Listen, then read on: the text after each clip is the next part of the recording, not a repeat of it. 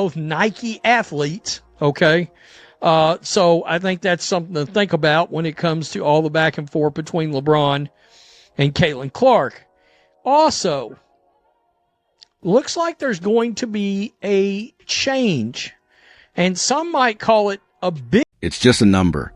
2 digits on a piece of fabric. That's what they'll tell you. But in sports, numbers become identities. They become legends. And right now, one number in women's basketball is at the center of a silent war, a political chess match that exposes every single tension in the game today. The number is 22. And the move made by Team USA ahead of their training camp wasn't an administrative detail. It was a declaration. They told the most explosive talent the sport has ever seen, Caitlin Clark, that she couldn't wear it. But here's what makes this so much more than a jersey swap. They didn't give her iconic number to the decorated veteran who also wears it. They didn't give it to anyone. They left it blank.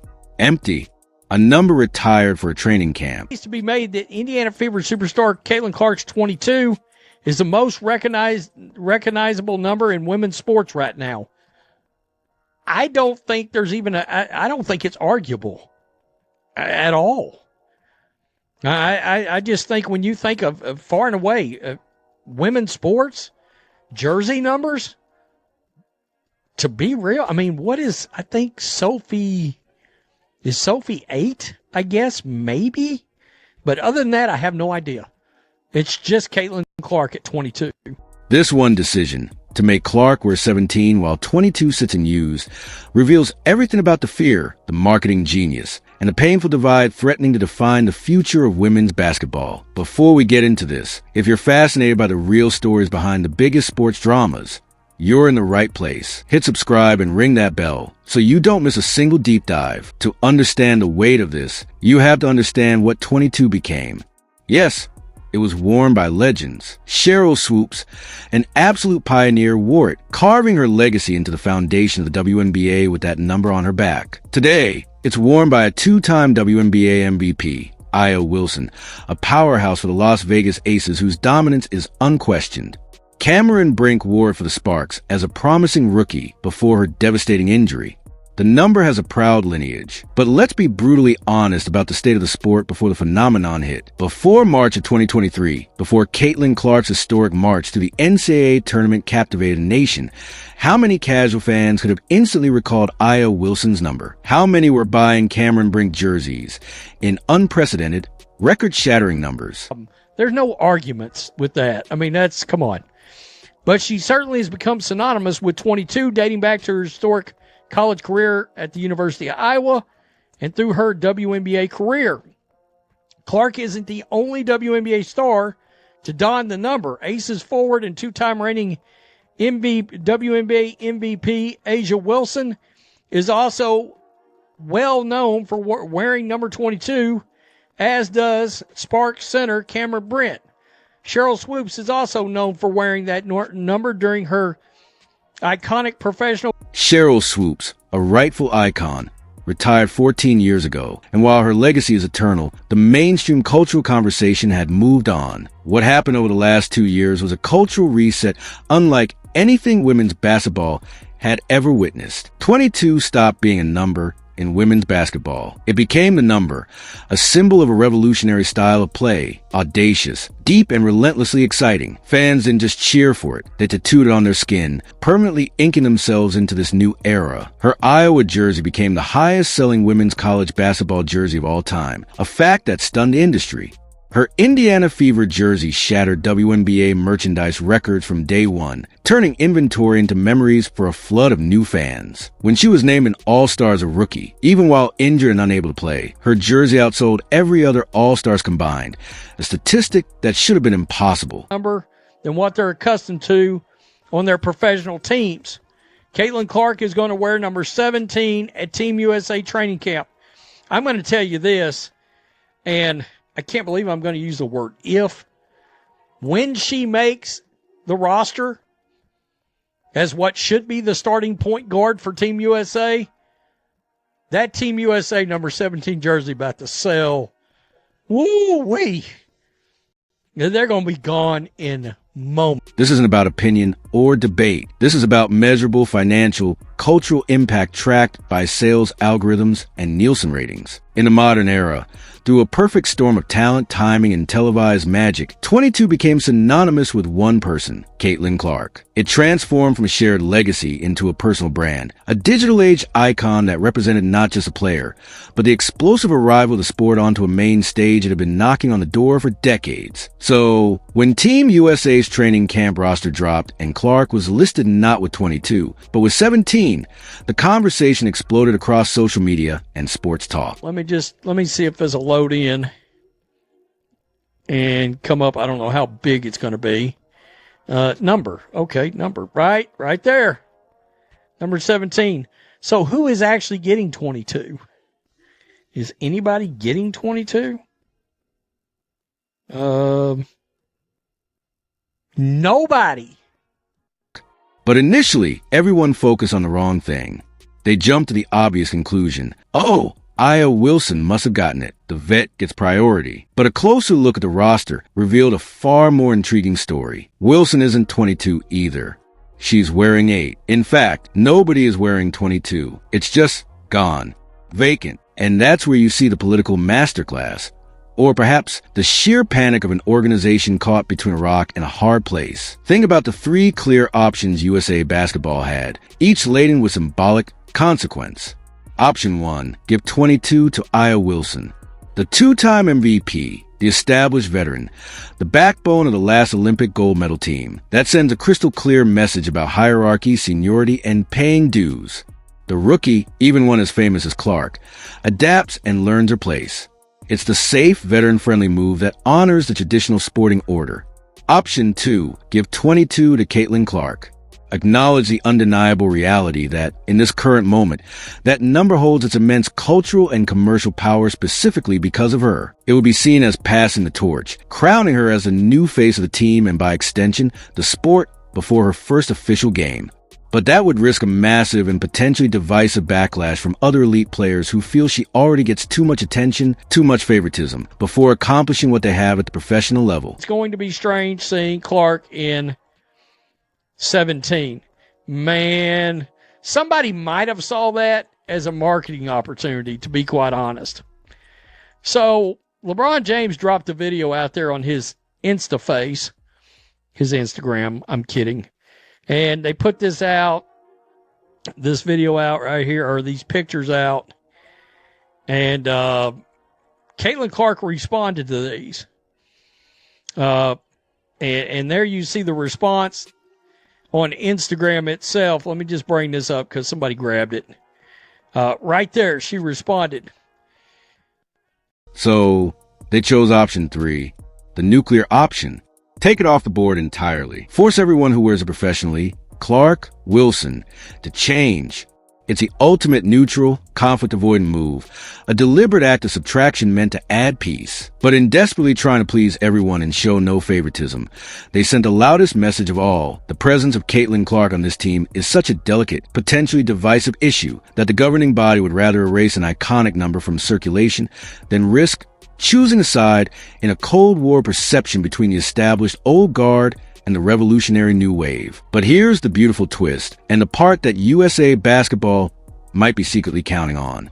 The marketing machine doesn't care about the politics or the symbolism. It thrives on momentum, and Clark is a tsunami of it.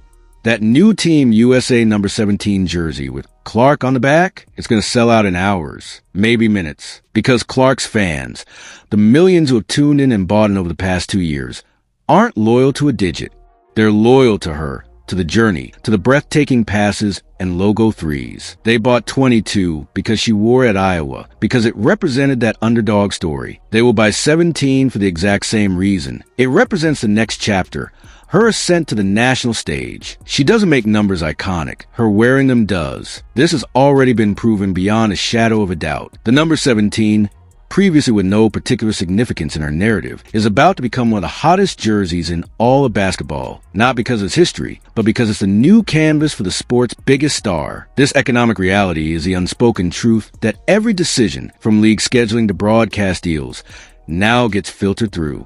USA Basketball knows that while they navigate internal politics, the external fan base, the source of revenue and relevance, operates on a different plane. They are voting with their wallets, and their vote is overwhelmingly for Clark, regardless of the number on the sleeve. This creates a fascinating dichotomy. Internally, a number can be seen as a problem to be managed, but externally, it's merely a vessel for fandom, instantly imbued with value by the person wearing it. The blank 22 on the roster sheet is a political symbol, but the soon-to-be sold-out 17 in the team store is a financial fact, and the latter ultimately pays for the former. And this is where the story expands beyond the insular world of the WNBA and USA basketball into the broader, multi-billion-dollar ecosystem of global sports marketing. Look at the sidelines, at the most powerful voices cheering for Clark. None have been louder or more consistent than LeBron James. When Clark was being relentlessly and physically targeted by opponents early in her rookie season, with fouls that sparked debates about respect and safety, it was LeBron who publicly called out, using his immense platform to question the tactics. When media debates raged about whether she deserved the unprecedented hype, LeBron defended her impact on the game's popularity. And most stunningly, when she was controversially left off the Paris Olympic roster, a decision that caused widespread outrage and accusations of pettiness, LeBron was one of the very few NBA superstars to go on record and state unequivocally that she should have been there. This isn't random, casual support from a fellow athlete. This is strategic and deeply significant. LeBron James and Caitlin Clark are two of Nike's most premier, cornerstone athletes. LeBron has a lifetime deal worth over $1 billion, making him a literal pillar of the brand. Clark just signed an 8-year deal with Nike worth a reported $28 million, the richest in women's basketball history, signaling she is their chosen centerpiece for the future. When LeBron posts year 23 on Instagram, and Clark simply replies, "King," that exchange is more than mutual respect. It's a passing of the torch within the Nike empire, a carefully aligned moment of brand synergy. He's protecting and promoting a monumental corporate investment. He's ensuring the next generation of basketball fans, especially the millions of young girls now watching Clark, see the swoosh and stay locked into the Nike ecosystem from their first pair of sneakers onward.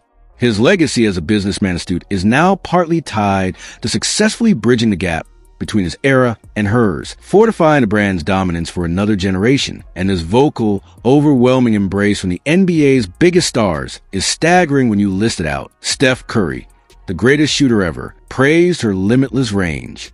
Damian Lillard compared her deep, off-the-dribble threes to his own trademark logo Lillard shots. Jason Tatum called her must-watch television. Draymond Green, a polarizing but influential voice, defended her against overly aggressive play. The list genuinely goes on, but this very public support from a men's game inadvertently highlights a much more uncomfortable and often unspoken divide simmering within the women's game itself, whereas the unified, celebratory support been from the cohort of WNBA veterans. Certainly, some have been gracious and professional. But the season was also punctuated by the dark side, as some commentators called it. The cringe comment from a veteran that went viral. The physical play that numerous analysts argue crossed a line from competitively tough to intentionally targeted. The passive-aggressive social media posts alluding to real hoopers versus media creations. The palpable, awkward tension at the All-Star game, where an injured Clark's commercial shadow and fan presence seemed to loom larger than the players actually on the court, a dynamic that was both undeniable and uncomfortable for some participants. There's a clear, painful resentment from a faction of veterans who feel their decades of hard work, grinding in relative obscurity for modest pay, are being suddenly overlooked for a rookie who hasn't paid her dues in their eyes.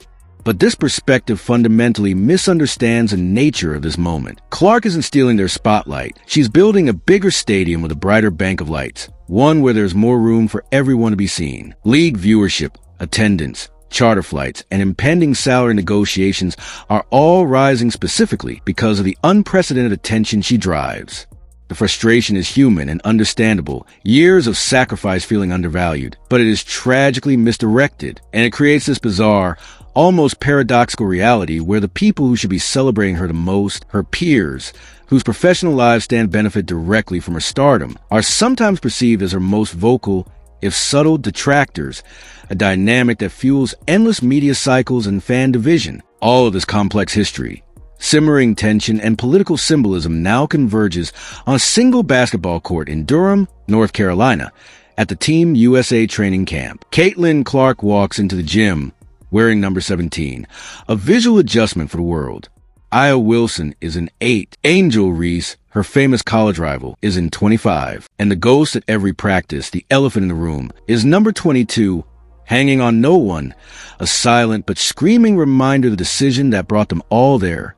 Clark is now in the agonizing position of trying to earn a spot on the very team that controversially left her off the Olympic roster just months ago, a snub that became a national talking point. On pure, unparalleled skill and offensive genius, she should be the starting point guard for this team. Her visionary court sense, her once-in-a-generation passing that seems to warp time and space, her nuclear three-point range that forces defenses to scramble from half court. These are tools tailor-made for the more spacious international game. But this camp isn't just a meritocracy based on skill alone. It's about fit. It's about chemistry. It's unavoidably about politics and the delicate process of integrating a cultural hurricane into a well-established, veteran-led system. It's about whether the established core, used to a certain hierarchy and style, can seamlessly mesh with a force of nature who plays with audacious, risk-taking flair that defies conventional wisdom. Will the veterans embrace the game-changing talent she brings, even if it means the offensive system might increasingly run to the rookie, potentially at the expense of their own touches and rhythms? Or will unspoken rules, ingrained hierarchy, and perhaps lingering resentment influence rotations, keeping her dazzling talent coming off the bench in a more subdued role? USA Basketball's vacant number decision is a preemptive flag planted on this very conflict. It shows they are terrified of perception of choosing sides in a battle between legacy and momentum, and now they must manage the very real human dynamics that their symbolic move was designed to placate. This, in its entirety, is a seismic shift currently reshaping the landscape. This isn't just about a basketball player having a good, even historic, rookie year. This is about a true generational talent, a player who alters the financial and cultural trajectory of her sport, arriving at the exact moment the sport is primed for exponential growth, and colliding with the established structures, traditions, and personalities that are struggling to handle the sheer velocity of her impact. The vacant number 22 is a perfect, poetic symbol for this awkward transition. It represents a past legacy that is deeply respected, a present controversy that is fiercely debated, and a future that is utterly unavoidable, barreling forward whether everyone is ready or not. The institutions of women's basketball, the league office, the national team governing body, even some of its veteran players, are standing at a profound crossroads. One path involves clinging to the old ways, the idea that everything must be earned through silent suffering and gradual acceptance within the existing ecosystem, wary of the new attention, as a potentially disruptive force. The other path involves fully, unequivocally embracing the tsunami of new eyes, new money, and new investment that a player like Clark brings, understanding with clear-eyed pragmatism that her success is literally their success, that her popularity is the tide that lifts all boats. LeBron sees this economic truth. Nike's accountants see it. The entire sports media world sees it. The critical, lingering question is, will the very sport she is elevating from the inside out see it clearly enough and quickly enough to fully harness this energy before internal friction or missed opportunities cause this golden moment to slip away? Because one thing is certain, backed by every metric available, whether she's wearing 22, 17, or any number at all, Caitlin Clark is going to keep reshaping the game, challenging its norms, and drawing its new map. The only thing left to decide is who's going to be on the journey with her, building the future, and who's going to be left watching and wondering from the past. So what do you think? Was USA Basketball smart to avoid the drama, or did they show weakness by not giving Clark her number? Should veteran respect outweigh new star popularity? Or is the market the ultimate decider? Let me know your take in the comments below. This is one debate that's just getting started. And if you want more unfiltered breakdowns of the biggest stories in sports, make sure to subscribe. Thanks for watching.